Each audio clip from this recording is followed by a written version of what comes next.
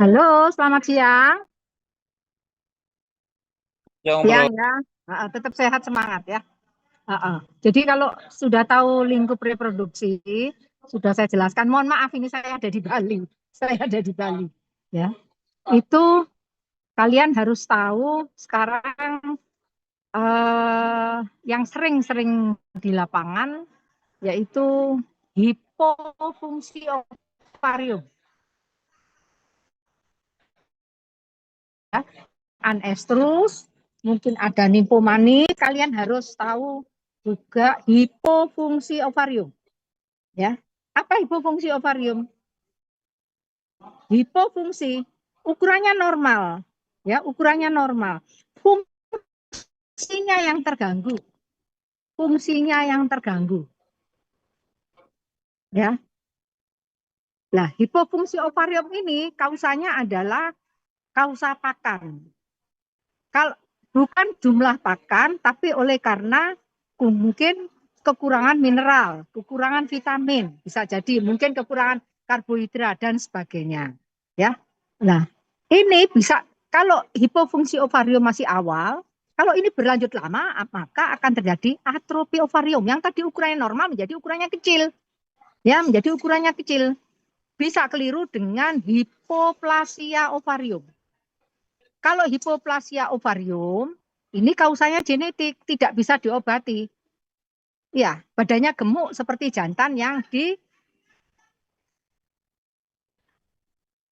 seperti jantan yang dikebiri. Ini rame nih, soalnya prosesi ngaben ini, ya. Nah, jadi bisa tahu. Jadi kalau hipofungsi ovarium kalau berlanjut menjadi kecil menjadi atrofi ovarium, mungkin dia pernah birahi, bahkan pernah melahirkan. Tapi kalau hipoplasia ovarium tidak pernah sama sekali birahi, apalagi melahirkan. Bisa tahu dilihat dari cincin tanduknya. Dari cincin tanduknya kalian bisa lihat seperti apa. Seperti itu. Ya. Kemudian ada anestrus, ada nymphomani. Saudara harus tahu dengan yaitu adanya cystic ovarium. Sistik atau kista ovarium. Bentar, tak duduk sini enak saya. Sis atau hiposis,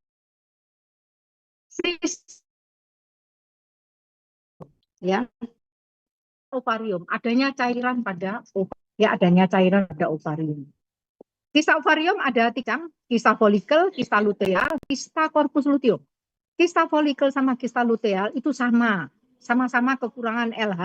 Kalau kekurangan LH di dalam ovarium itu tuh fungsinya untuk merangsang ovulasi, ya.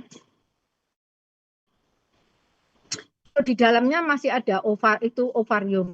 Dalam ovariumnya masih ada sel telurnya, maksud saya, ya pada kista folikel, kista luteal, ya di dalamnya sel telurnya. Tapi kalau pada kista corpus luteum namanya kista corpus luteum. Jadi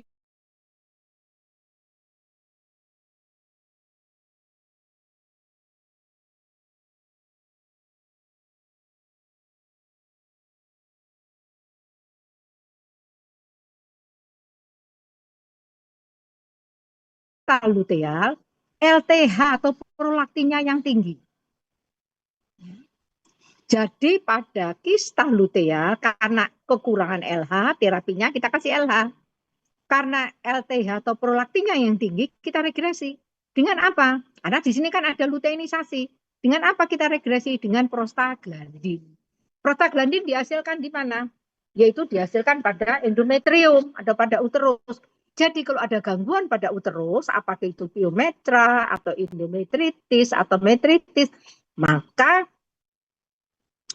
kalau di ovariumnya ada corpus luteum, maka tidak bisa meregresi. Jadi kalau ada corpus luteum menjadi corpus luteum persisten. Nah, sekarang pada kista folikel Dia kan juga kurangan LH. Kalau kurangan LH kita kasih LH. Tapi di sini FSH-nya tinggi. Harus kita turunkan. Saudara tahu FSH fungsinya untuk pertumbuhan perkembangan folikel. Kecil-kecil banyak folikelnya. Dalam cairan folikel banyak mengandung estrogen.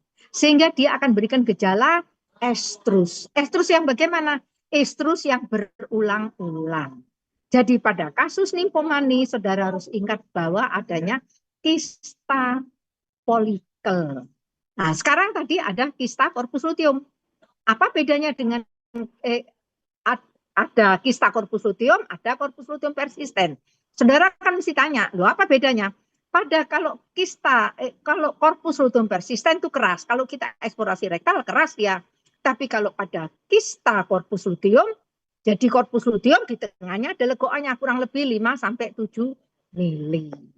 Ya, itu yang harus saudara tahu. Ya. Kemudian ini lagi abortus. Ya. Abortus bisa non infeksius, bisa infeksius. Ya, kalau non infeksius mungkin tertanduk temannya atau terpleset atau jatuh begitu. Sedangkan kalau infeksius itu bisa bakteri, bisa virus, protozoa, jamur.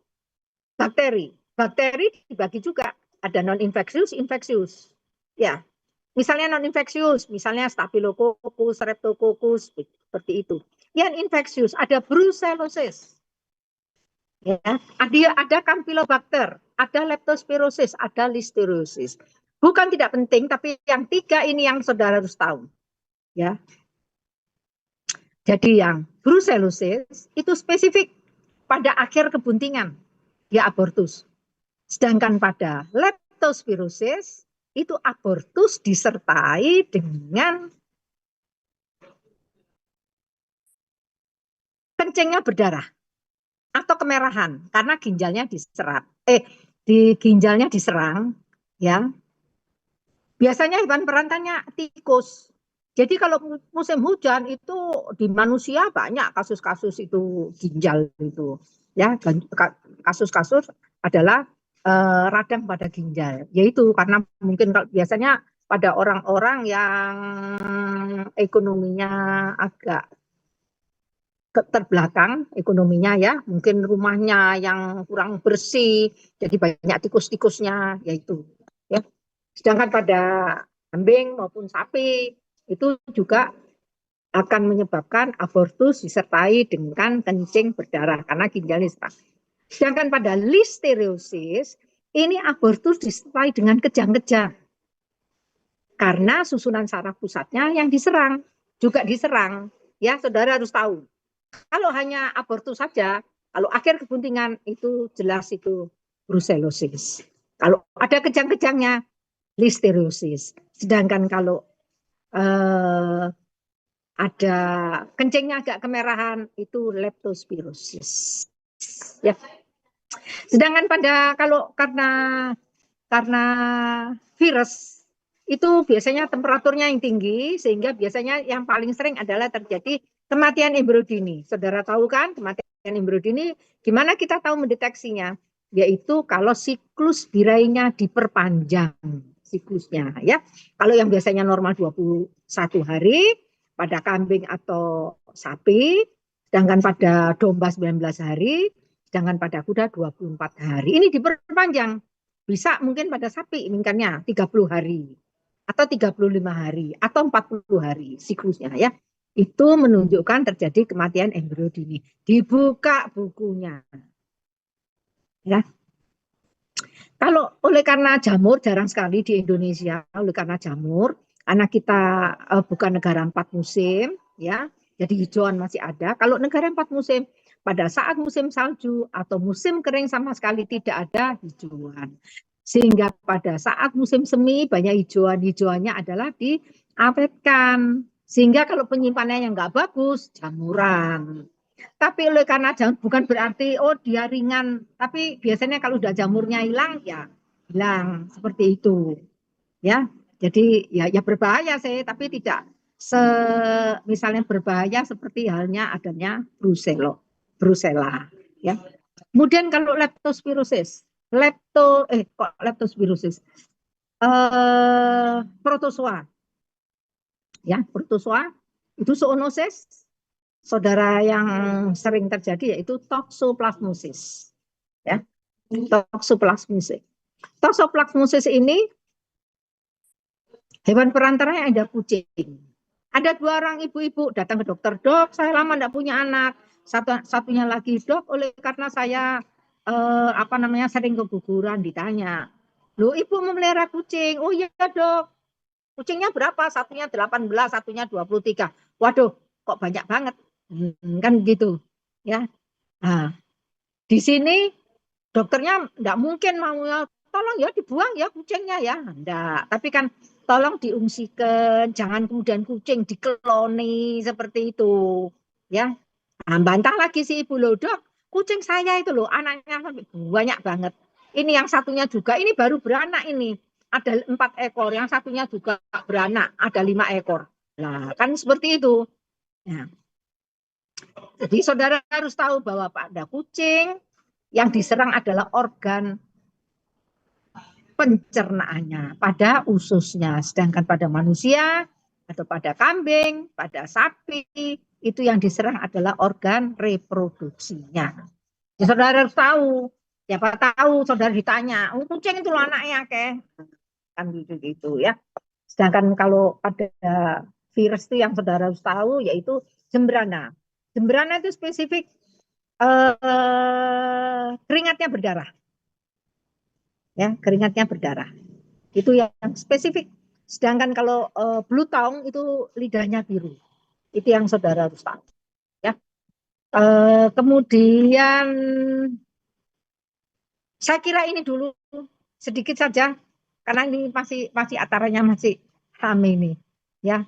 Jadi saya kira itu pelajari. Tolong di absen di paraf saja nama saya. Ya. Saya kira besok itu kalau bisa pagi. Pagi jam berapa ya? Jam 8 ya. Sebentar saja. Jadi nanti selebihnya saudara baca bukunya. Gitu. Tidak terus saya jelaskan satu persatu. Kalian tidak belajar nantinya. Dibuka bukunya ya. Tetap sehat, semangat.